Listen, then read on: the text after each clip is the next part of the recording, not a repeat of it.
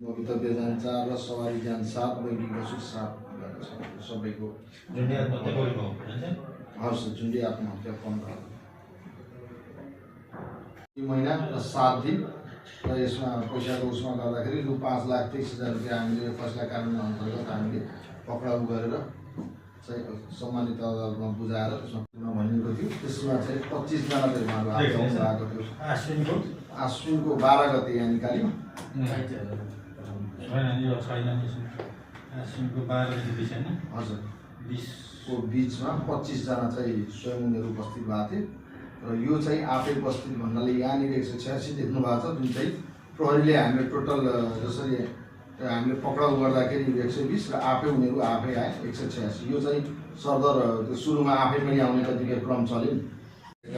Brown sugar 250 milligram र स्पास्मो भन्ने tablet 97 tablet भन्ने चाहिँ यो चाको चौडा स्थित बोर्डरबाट एकजना मान्छे आउँदै गर्दा नाम शाहरुख खान भन्थ्यो आफूलाई। हाम्रै हिरासतमा छ। त्यो हाम्रै यतै नेपालकै रहेछ, उताबाट यता आउँथ्यो। मङ्सिर महिनामा सङ्कलित राजस्व विवरण।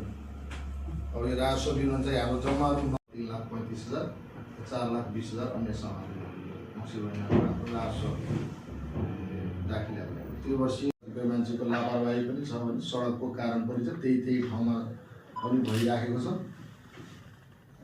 र ट्राफिक र रुल्स एन्ड रेगुलेसनका कुराहरू पनि यसमा आउँछन्। हामी ट्राफिक प्रहरीलाई पनि भनेको छौँ, हामी पनि लागेको।